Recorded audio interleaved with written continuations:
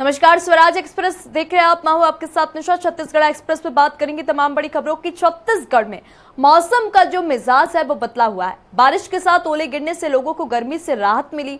रायपुर, बालोदा, बजार, गोरेला, पेंड्रा, मरवाही, मुनगेली समेत कई जिलों में झमाझम बारिश के साथ ओलावृष्टि हुई। तेज आंधी तूफान और बारिश से कई शहरों में बिजली की सप्लाई ठप हो गई। वहीं आंधी तूफान से देवेंद्र नगर के नमस्ते चौक पर बना शेड गिर गया, जिसे पूर्व विधायक कुलदीप जुनेजा ने सिग्नल में वाहन चालकों को धूप से बचाने के लिए लगवाया था। शेड की चपेट में आकर कई कारें क्षतिग्रस्त हो गई। वहीं बेमौसम बारिश का असर किसानों की फसलों पर पड़ने लगा है।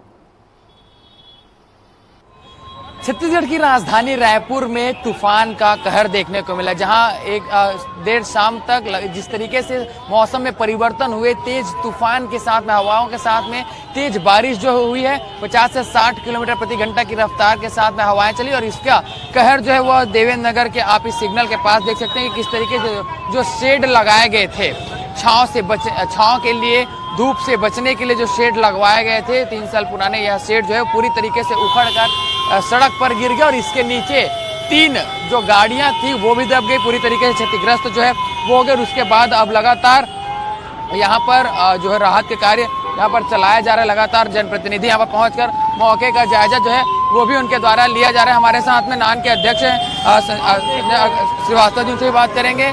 इस तरीके से घटना हुई है राजधानी में तेज तूफान के चलते, क्या कुछ अपने अब तक पता लगा पाया? देखिए, आज की ये जो घटना हुई, इसको ये कहा जा सकता है कि प्राकृतिक आपदा, बहुत तेज गति से हवा चली, पानी, तूफान इस तरह का आया और इसमें इस तरह के स्ट्रक्चर नीचे आए, कहीं पेड़ गिरे हैं, कहीं लाइनें टूटी हैं।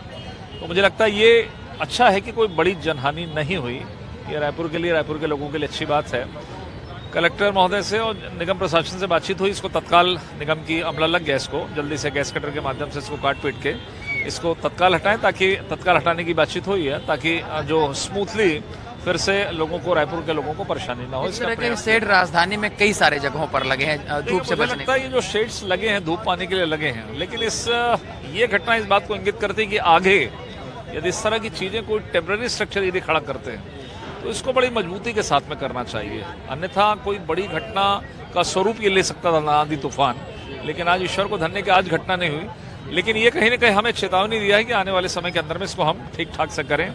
तो इसका प्रयास होगा। होर्डिंग के लिए जरूर निगम आयुक्त से बातचीत करके कि जो बेतरतीब तरीके से कई बार होर्डिंग जो खड़े जाते हैं, फ्लैक्स आ जाते हैं, आंखों के सामने आ जाते हैं, इस पर बातचीत करके इस व्यवस्था को ठीक करेंगे। महानगरों में भी हमने ऐसी घटनाएं देखी, होर्डिंग जहाँ पर उखड़ के लोगों की मौत पर बड़े बड़े नगरों में जब इस तरह का बहुत सघन क्षेत्रों में इस तरह की चीजें खड़ी होती हैं और कोई बड़ी घटना हो जाती है तो जनहानि होती है।